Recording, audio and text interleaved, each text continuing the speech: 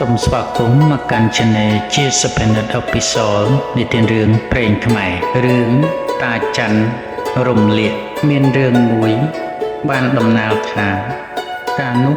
មានព្រៃមួយ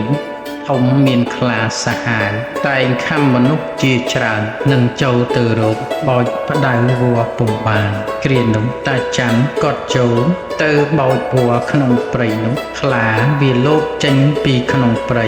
បងនឹងខំតាច័ន្ទដែលចូលទៅបោចវัวតាច័ន្ទឃើញវាមុនហើយគាត់ក៏ស្រែករកពុទ្ធោថាអោពុទ្ធោពុទ្ធោអើយឆ្នាំនេះឆ្នាំខាលទឹកបែកពីវាលស្លាប់ខ្លាដំរីស្លាប់អស់បាក់សាបាក់សៃមរគីស្លាប់ខ្លាដំរីគ្មានគុំតូចមួយផ្ដៅអញនេះអាណាវែងអញព្យួរកូនចៅអាណាខ្លីអញព្យួរក្បាលអង្រែអោសត្វទាំងឡាយអើយក្នុងឆ្នាំខាលនេះនឹងស្លាប់អស់ហើយគ្មានគុំទេតាច័ន្ទនិយាយរកពុទ្ធោយ៉ាងនេះជាច្រើនដងខ្លាស្ដាប់បានឮច្បាស់គិតថាពួកអញសួរតានេះចង់ដឹងមើលទើបខ្លាសួរទៅតាច័ន្ទវិញថាតាអើយតាក្នុងឆ្នាំខាលនេះទឹកធំមែនឬតាច័ន្ទធ្វើភ្ញាក់និយាយទៅនឹងខ្លាថាអោចៅឆ្នាំនេះទឹកធំណាស់បានជាតាភ័យនឹងកូនចៅទើបតារកដៅដើម្បីចងព្យួរកូនចៅឲ្យផុតពីទឹកខ្លាក៏មានចិត្តផិតភ័យនឹងពាក្យតាច័ន្ទគិតខ្លាចស្លាប់ក៏ចូលមកចិត្តហើយនិយាយនឹងតាច័ន្ទថាតាអើយអាណិតចងព្យួរខ្ញុំឲ្យផុតពីទឹកផងបានឬទេតាច័ន្ទឆ្លើយថាបានមិនអីទេចៅអង្គុយមកចាំតានៅទីនេះសិនចុះខ្លាក៏ចូលមកអង្គុយចាំលុះតាច័ន្ទបោចវัวផ្ដៅបានក៏ត្រកួនធ្វើជារំកងឲ្យចូលទៅចងចង្កេះខ្លាតាច័ន្ទបានគោផ្ដៅឡើងទៅលើដើមឈើខ្ពស់ហើយបង្កប់ខ្លាឲ្យលោតឡើងតាច័ន្ទក៏ស្រាវទាញឡើងឲ្យផុតជើងខ្លាពីដីរួចកត់ចុះមកវិញខ្លាសួរថាតាប៉ុណ្ណេះផុតពីទឹកហើយឬអ្វីតាច័ន្ទឆ្លើយថាផុតហើយចៅតាច័ន្ទក៏កាន់កាំបិតទៅកាប់ឈើជាដំបងខ្លាឃើញសួរថាតាកាប់ដំបងធ្វើអ្វីតាច័ន្ទថាកាប់យកទៅផ្ទះក្រែងប្រទះនឹងសត្វឯណាទៀតវាប្រមាថតាខ្លាឆ្លើយថាមានខ្លាឯណាទេតាមានតែខ្ញុំនេះឯងតែងតែខំគេរាល់ថ្ងៃតាច័ន្ទដឹងថាអោអានេះជាសត្វកាចបើដូច្នេះអញនឹងវាយឲ្យអស់ចិត្តក្នុងគ្រានេះទើបតាច័ន្ទកាន់ដំបងចូលទៅដល់ខ្លាថាចៅនៅឲ្យស្ងៀមតានឹងមើលចំណងឲ្យក្រែងវារបូតលងទឹកស្លាប់ខ្លាក៏នៅស្ងៀមទើបតាច័ន្ទលើកដំបងវាយខ្លាក៏ប្រឹងរើបំរះស្រែករលាករលួតស្បែកហើមខ្លួនជាខ្លាំងមុខគួរវេទនាហើយខ្លាក៏ប្រឹងរឿងបងរះប្រឡាស់ខំខ្សែផ្ដៅដាច់គិចរត់ទៅតាច័ន្ទក៏វិលទៅខ្ទមចាំស្រែវិញនិយាយពីខ្លាដែលរត់រួចទៅនោះបានទៅជួបនឹងដំរីមួយដំរីឃើញខ្លាបោកក៏ស្រែកសួរថាបងខ្លាឯងភ័យនឹងអ្វីក៏បានជាបោមិនមើលក្រោយសោះខ្លាប្រាប់ទៅដំរីវិញថាបងអើយតាច័ន្ទរំលាកបញ្ឆោតវាយខ្ញុំហើមខ្លួនអស់ដំរីសួរថាអាច័ន្ទរំលាកនោះនៅឯណាខ្លាប្រាប់ថាវាធ្វើស្រែនៅមាត់បឹងនោះដំរីថាអញនឹងព្រិចឲ្យវាល្អិតកុំឲ្យវាធ្វើបាបគេខ្លាបោហួសទៅដំរីក៏ដើររកតាច័ន្ទនឹងព្រិចជួបនឹងតាច័ន្ទហើយតែដំរីមិនស្គាល់សួរថាតាស្គាល់អាច័ន្ទរំលាកដែរឬទេតាច័ន្ទសួរដំរីថាចៅឯងសួររកគាត់ធ្វើអ្វីដំរីថាខ្ញុំខឹងណាស់វាបញ្ឆោតវាយខ្លាហើមខ្លួនអស់តាច័ន្ទឆ្លើយថាតាច័ន្ទគាត់នៅខ្ទមស្រែ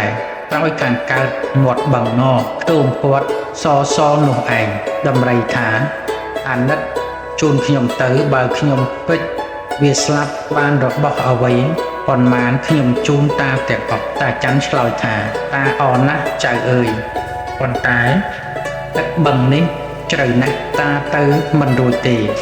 ដំរីថាបើទឹកជ្រៅតាជីកលើក្បាលខ្ញុំមកតាច័ន្ទឆ្លើយថា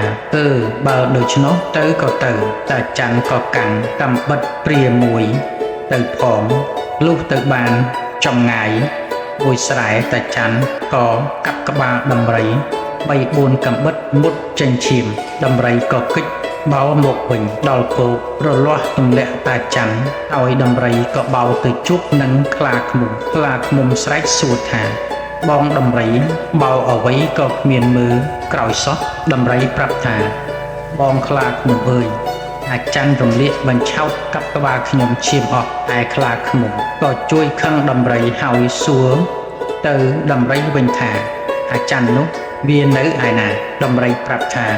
វានៅធ្វើស្រែនៅមាត់បឹងធំនោះឯងដំរីក៏បោបាត់ខ្លាឃ្មុំក៏មានចិត្តអឹងគុំគួនប្រមាថ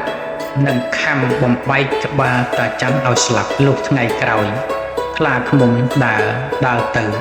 ឃើញតាច័ន្ទជួស្រែពេលព្រឹកខ្លាឃ្មុំនឹកថានេះហើយតើអាចារ្យរំលាកនោះដូច្នេះអញពួនចាំនៅនេះចុះចាំវាមកចិត្តអញលោតទៅខំវាឲ្យបានខ្លាធំខ្លាឃ្មុំក៏ប្រាប់ចាំនៅសំយ៉ាព្រៃតាច័ន្ទមិនដឹងខ្លួនតាច័ន្ទជួស្រែយូរក្រឡេកទៅឃើញខ្លាឃ្មុំក្រោកអើតមើលមកតាច័ន្ទឃើញខ្លាឃ្មុំកើតដូច្នោះតាច័ន្ទឃើញខ្លាឃ្មុំអើតដូច្នោះគាត់គិតថាសត្វនេះវាចង់មកប្រមាថធ្វើទុកអញទៀតហើយតាច័ន្ទប្រុងខ្លួនហើយវាយដេញក្របីថាហេអានាងអំទាញឡើងតាយកឃ្មុំឲ្យស៊ីឃ្មុំតែពីសម្បុកកំពុងពេញទឹកផ្អែមតាច័ន្ទគាត់ថាយ៉ាងនេះជាច្រើនដងខ្លាឃ្មុំលឺច្បាស់ក៏មានចិត្តចង់ស៊ីឃ្មុំឲ្យឆ្លើយមកនឹងតាថាតាចែកខ្ញុំស៊ីផងតាច័ន្ទឆ្លើយប្រាប់ទៅខ្លាឃ្មុំវិញថាចៅអើយឃ្មុំតាតែពីសម្បុកទេទុកឲ្យក្របីវាស៊ីមួយនាក់សោះញ័រខ្លួនបើចៅចង់ស៊ីចូលមកនិយាយគ្នាសិនខ្លាឃ្មុំក៏ចូលមកអង្គុយតាច័ន្ទថាបើចៅចូលចិត្តស៊ីដែរនឹងឲ្យស៊ីទាំងអស់តែម្ដងទៅខ្លាចក្រែងក្របីវាខឹងព្រោះវាធ្លាប់ស៊ីដែរតែតាគិតថាចៅឯងឲ្យតាតឹមភ្ជួរស្រែបានមួយព្យាមចុះតានឹងឲ្យចៅស៊ីទាំងអស់ពីសម្បុកតែម្ដងឯក្របីតាឲ្យវាអត់សិនទៅចុះសឹមរកទៀតខ្លាឃ្មុំស្ដាប់ត្រូវចិត្តនឹងចំណៃព្រោះត្រូវចំណងរបស់ខ្លួនក៏អរណាស់ថាបើដូច្នេះឲ្យតាដោះក្របីចេញចុះតាច័ន្ទក៏ដោះក្របីចេញមួយរំពេចខ្លាឃ្មុំក៏ចូលទៅឲ្យតាច័ន្ទតឹមដាក់ខ្សែទៀនចងរឹតរួចស្រេចតាច័ន្ទក៏ស្ទុះទៅកាន់កន្ទុយនាមនង្គ័លហើយដេញថាហេអានាងខំឡើងតាយកឃ្មុំឲ្យស៊ីឃ្មុំតែពីសម្បុកកំពុងពេញទឹកខ្លាឃ្មុំខំប្រឹងទាញនង្គ័លពុំក៏ក្រើកសោះតាច័ន្ទក៏ខឹងក៏លេងកន្ទុយនាមនង្គ័លបែរទៅវាយឯខ្លាឃ្មុំក៏ខំប្រឹងរើបំរាស់តាច័ន្ទវាយខ្លាំងណាស់ដល់ទៅបែកហើមខ្លួនទាំងនោះលោកខ្លាឃ្មុំរើរួចបោទៅជួបនឹងចចកសួរខ្លាឃ្មុំថាបងខ្លាឃ្មុំបោអីគ្មានមើលក្រោយសោះខ្លាឃ្មុំប្រាប់ទៅវិញថាបងចចកអើយតាច័ន្ទរំលែកវាបញ្ឆោតវាយខ្ញុំហាមខ្លួនអស់ហើយខ្លាឃ្មុំបោទៅចចកក៏ពួតថាបើដូច្នោះទុកឲ្យអញទៅហែកលោកតាច័ន្ទយកត្រីចែកគ្នាស៊ីឲ្យអស់កុំទុកឲ្យវាឡើយលុះព្រឹកឡើងតាច័ន្ទគាត់កាន់កំបិតព្រាមួយនិងច្របាមួយទៅលើកលោកគាត់ក្នុងបឹងនិយាយពីចចកមកដល់កណ្ដាលផ្លូវជួបនឹងខ្លាត្រីមួយចចកក៏បបួលខ្លាត្រីថាបងខ្លាត្រីទៅស៊ីត្រីនឹងអញខ្លាត្រីតបថាបងចចកឯងបានត្រីពីណាចចកថាអញទៅហែកលោកតាច័ន្ទរំលាកចែកគ្នាស៊ីខ្លាព្រមតាមចចកក៏មកអង្គុយនៅមាត់បឹងយូរបន្តិចឃើញតាច័ន្ទពុំទូកមកចចកសួរថា តាស្គាល់តាច័ន្ទរំលាកដែរតាច័ន្ទថាស្គាល់ដែរតែអាចារ្យនោះវានៅត្រោយបឹងខាងឯនោះទេចចកថាបើដូច្នេះអាណិតជូនខ្ញុំទៅបើខ្ញុំហែកលោកវាបានត្រីខ្ញុំចែកតាពាក់កណ្ដាលតាច័ន្ទថាទៅក៏ទៅត្បិតលោកតាក៏វាពុំត្រូវផងហើយចចកក៏លោតទុំក្បាលទូកតាច័ន្ទថាចៅកុំអង្គុយក្បាលទូកវាលិចណាមកអង្គុយខ្ទង់មុខតាឯណែទៅវាមិនលិចចចកក៏មកអង្គុយនៅមុខតាច័ន្ទឲ្យហៅក្លាត្រីថាមកបងប្រញាប់នឹងអាទៅក្លាត្រីថាបងចចកអញមិនហ៊ានទៅទេអញក្រែងតាច័ន្ទ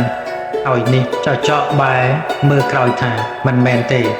តាច័ន្ទគាត់នៅស្ងៀមក្លាត្រីក៏ឡើងមកអង្គុយទឹមគ្នានឹងចចកតាច័ន្ទគាត់អុំទូកទៅប្រមាណ10ជាមពីច្រាំងគាត់កាប់ក្បាលចចកមួយកំបិតចចកលោតធ្លាក់ទឹកក្លាត្រីក៏លោតធ្លាក់ទឹកទាំងអស់គ្នាក្លាត្រីបន្ទោសចចកថាអញថាតាច័ន្ទហើយឯងថាមិនមែនតាច័ន្ទទេចចកថាកុំមាត់អំតែហែទៅសត្វទាំងពីរក៏ហែដល់គោកឲ្យបោលទៅតាច័ន្ទនៅធ្វើស្រែស្រូវរួចហើយក៏ទៅផ្ទះបានសេចក្តីសុខសប្បាយក្រោយមកតាច័ន្ទមានចិត្តសង្វេគថាអោសត្វទាំង4នេះនឹងចងវេរានឹងអញតទៅមុខគុំលែងឲ្យវានឹងធ្វើបាបអញនេះមិនខានដូច្នេះគូអញទិញដែកឲ្យច្រើនធ្វើកំបិតកោដកដែកឲ្យបាន50ឬក៏60ទុកបំរុងការពារខ្លួនដែលស្លាប់ទៅតាច័ន្ទធ្វើកំបិតបានស្រេចហើយគាត់ក៏ហៅកូនចៅមុខដាំថាបើអញស្លាប់ទៅហើយយកអញទៅកប់ឲ្យយកកំបិតទាំងអស់នេះទៅដាក់លើភ្នោកុំខានជោគដីលុបឲ្យចិត្តលុបដល់5ឬក៏6ថ្ងៃឲ្យកូនចៅមើលភ្នោអញកុំខានតាច័ន្ទផ្ដាំកូនចៅរួចហើយគាត់ក៏មានជំងឺឈឺខ្សែទៅកូនចៅក៏យកខ្មោចតាច័ន្ទទៅកប់ធ្វើដូចបណ្ដាំគាត់មិនហ៊ានខាននិយាយពីសត្វទាំង4ដែលមានវេរានឹងគ្នានោះការតាច័ន្ទស្លាប់ទៅបាន3ថ្ងៃសត្វចចកស៊ើបដឹងថាតាច័ន្ទស្លាប់ក៏ទៅប្រាប់ខ្លាឃ្មុំប្រាប់ដំរីប្រាប់ខ្លាឃ្មុំជុំបបួលគ្នាចូលមកក៏កាយខ្មោចតាច័ន្ទរំលាកស៊ីចចកក៏កាយចុងជើងខ្លាឃ្មុំក៏កាយក្បាលខ្លាឃ្មុំក៏កាយខ្លួនហើយដំរីឈោចាំមើលឃើញសត្វទាំង3មុតជើងពីការជាខ្លាំងដួលដេកអស់ដំរីខឹងនឹងខ្មោចតាច័ន្ទថាជើអាច័ន្ទកាចទាំងពីររស់តតែស្លាប់មិនលេងកាចសោះទុកឲ្យអញឈូសតែម្ដងឲ្យប៉ើងខ្មោចមកនៅលើគោដំរីខឹងណាស់លើកជើងឈូសជាខ្លាំងត្រូវនឹងកំបិតមុតពេញជើងក៏ដេកដួលទាំងអស់គ្នាដល់កំណត់7ថ្ងៃកូនចៅតាច័ន្ទនាំគ្នាទៅមើលខ្មោចស្រាប់តែឃើញដំរីខ្លាចចកស្លាប់ខាងភ្នោក៏នាំគ្នាពន្លះយកសាច់ស្បែកឆ្អឹងភ្លុកមកលក់យកប្រាក់ធ្វើបន់ធ្វើទិសបញ្ជូនឲ្យខ្មោចតាច័ន្ទរំលាកជាតំរាច់ហោខឹងខាតប្រមាថខុសរឿងតាច័ន្ទរំលាកចប់តែប៉ុណ្ណេះសូមអរគុណរាត្រីសួស្តី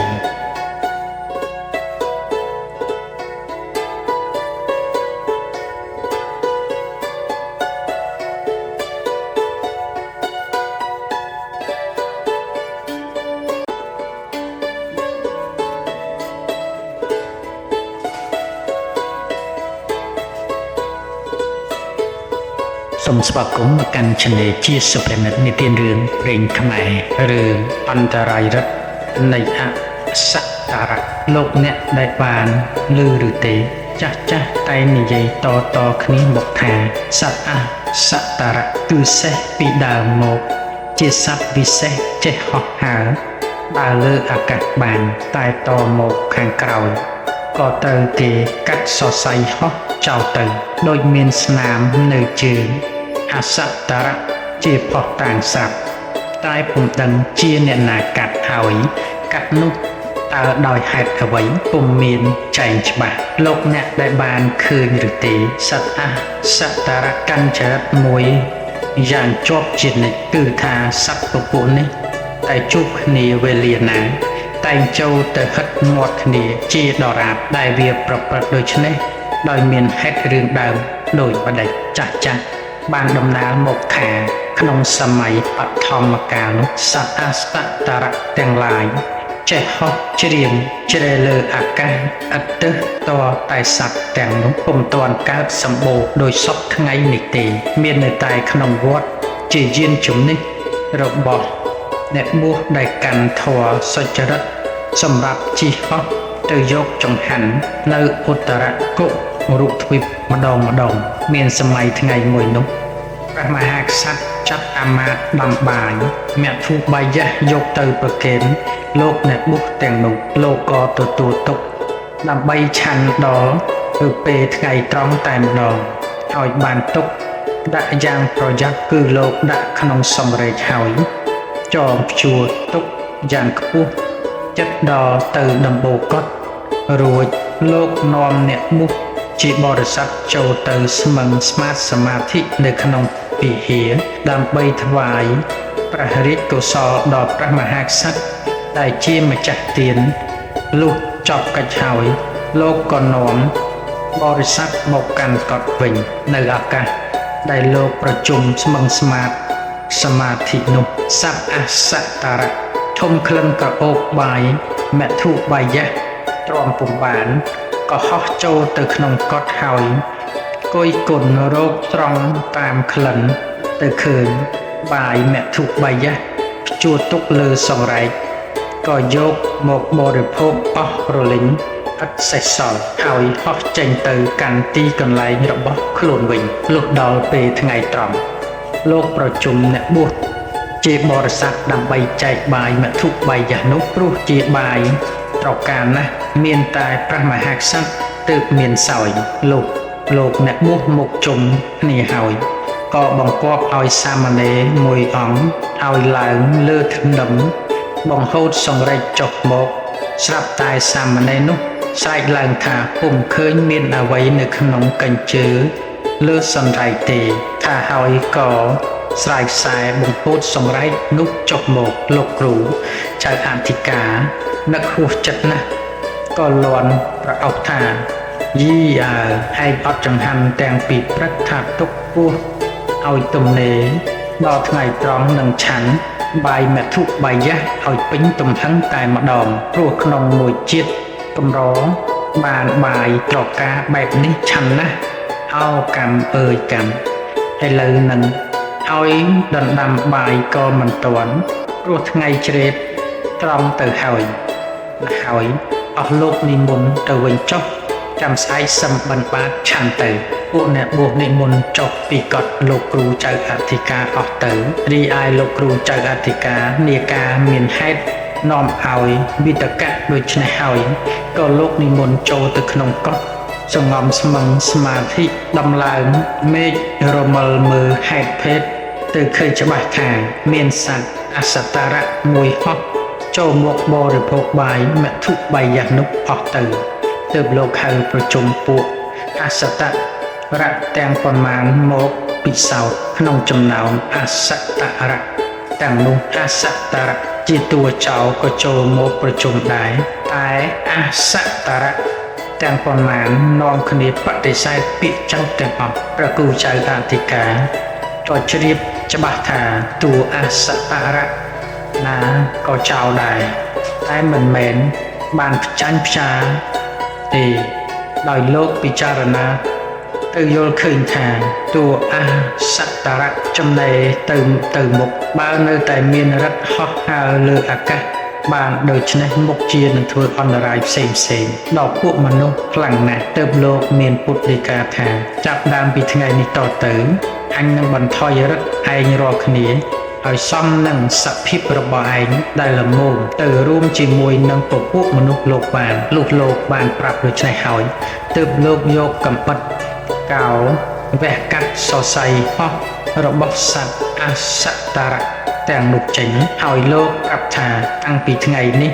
តរៀងទៅត្រូវឯងរាល់គ្នាទៅជាសត្វបម្រើមនុស្សលោកដើម្បីដោះថ្លៃបាយមធុបាយៈដែលមនុស្សទាំងឡាយគេចិញ្ចឹមអ្នកបុកចាប់ដើមពីនោះមកសត្វអសតរៈទាំងឡាយលែងចេះហោះហើរបានទៀតក៏មានសេចក្តីតូចចិត្តទោមនស្សនិងអសតរៈដែលរកមុខមិនឃើញក្នុងកិច្ចប្រព្រឹត្តចោរកម្មនោះទើបនាំគ្នាតាំងបដិញ្ញាថានឹងស៊ើបរកមុខឲ្យឃើញប្រកបហើយនឹងព្រួតគ្នាធ្វើទរណកម្មឲ្យធ្ងន់ពេកកម្លាំងតែម្ដងហេតុនេះហើយបានជាអសតរៈទាំងឡាយតែកាលណាបានជួបគ្នាវាតែងហិតគ្នាទៅវិញទៅមកលុះហិតបានក្លិនទៅវិញទៅមក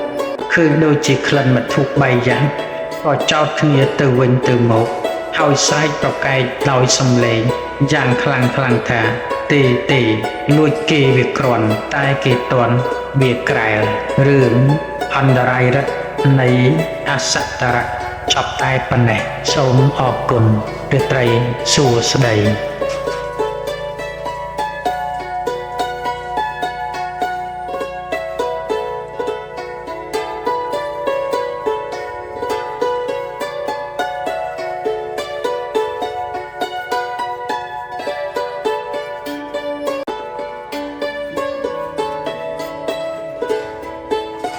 សូមស្វាគមន៍មកកាន់ Channel ជាសុភនិតនិទានរឿងព្រេងខ្មែររឿងមនុស្សលោកកាលពីព្រេងនាយមានរឿងមួយថាមានកុមារីម្នាក់អាយុ14ឆ្នាំម្ដាយប្រើឲ្យទៅជីកដំឡូងក្មេងនេះរៀបចប់រួចស្រេចចេញដើរទៅរកដំឡូងទៅដល់ព្រៃធំមានដំបូកមួយមានដំឡូងជ្រៅនាងកុមារីទៅជីកដំឡូងនៅជើងដំបូកនោះក៏របូតផ្លែចប់ជុះធ្លាក់ទៅក្នុងរូងនាងមិនដឹងធ្វើដូចម្ដេចក៏ស្រែកប្រកាសថាលោកណាអ្នកណាអើយជួយយកផ្លែចប់ឲ្យខ្ញុំបានខ្ញុំនឹងសងគុណលោកស្រែកតែប៉ុណ្ណោះមានខ្លាចាស់មួយដំបៅក្បាលរុយបែកដង្កូវចុះក៏ក្រិចចេញពីក្នុងព្រៃប្រាប់ទៅនាងនោះថានាងតាយកឲ្យបានផ្លែចប់នោះតែបើតាយកបានតាគ្រាន់តែឲ្យនាងឯងរកចៃឲ្យតាបានហើយតាមិនបាច់យកគុណពីចៅទេនាងឮខ្លាថាដូច្នេះក៏និយាយទៅថាអោលោកតាអើយឲ្យតែលោកតាជួយយកឲ្យបានចុះខ្លាយកផ្លែចប់បាន2រូបឲ្យទៅនាងហើយនាងក៏រកចៃឲ្យនាងយកបន្លាមកឆ្កឹះដង្កូវនៅក្នុងដំបៅក្បាលខ្លាចេះតែសួរនាងថានាងដំបៅតាស្អុយឬក្រអូបដំបៅនោះស្អុយណាស់ប៉ុន្តែនាងឆ្លើយប្រាប់ទៅវិញថាក្រអូបណាស់លោកតាខ្លាចេះតែសួរនាងចេះតែថាក្រអូបលោកឆ្កឹះដង្កូវអស់ទៅខ្លាបាត់ឈឺបាត់រមាស់ហើយនិយាយប្រាប់នាងថានាងយកជាមួយមកតានឹងដាក់ដំឡូងឲ្យនាងនោះយកជាមួយមកឲ្យខ្លាស្ដាក់សក់តែមាសប្រាក់ពេញជាចងមាត់ជាជាប់ឲ្យទៅនាងរួចប្រាប់នាងនោះថានាងយកជានេះទៅផ្ទះឲ្យបងប្អូននាងមកជុំបិទទ្វារឲ្យចិត្តសម្បើនាងនោះលាខ្លាដើរទៅផ្ទះហៅបងប្អូនមកជុំរួចក៏បើកជាដកបើកទៅបានសត់តែមាសនិងប្រាក់ចែកគ្នាលុះយូរបន្តិចដឹងទៅដល់ស្រីឯទៀតដែលមានកូនក្រមុំស្រីនោះបញ្ជាកូនក្រមុំថាផងឯងមើលកូនគេទៅជីកដំឡូងបានមាសប្រាក់យកមកចែកបងប្អូនគេផងទៅជីកបានតែដំឡូងគ្មានបានខ្មោចអ្វីទេថ្ងៃក្រោយស្រីនោះប្រើកូនឲ្យទៅជីកដំឡូងលុះបានទៅជួបប្រទះនឹងខ្លាដូចនាងមុនទៀតក៏ធ្វើជាជ្រុះចប់ដូចនាងមុននោះដែរហើយថាលោកណាយកចប់ឲ្យខ្ញុំបានខ្ញុំនឹងសងគុណលោកខ្លាឮហើយក៏យកមកឲ្យរួចឲ្យនាងនោះចាប់ដង្កូវឲ្យខ្លាសួរដូចពីមុនថានាងដំបៅតាស្អុយឬក្រអូបនាងនោះឆ្លើយថាស្អុយណាស់ខ្លាឮដូច្នេះថានាងយកជាមួយមកតានឹងដាក់មាសប្រាក់ឲ្យនាងយកជាឲ្យខ្លាប្រាប់សត្វតែពុះវែកដាក់ពេញជាឲ្យទៅនាងនោះប្រាប់ថានាងយកទៅផ្ទះ ហៅបងប្អូនមកជុំបិទទ្វារឲ្យចិត្តសម្បើកនាងនោះទៅដល់ផ្ទះឲ្យប្រាប់ម្ដាយអនណា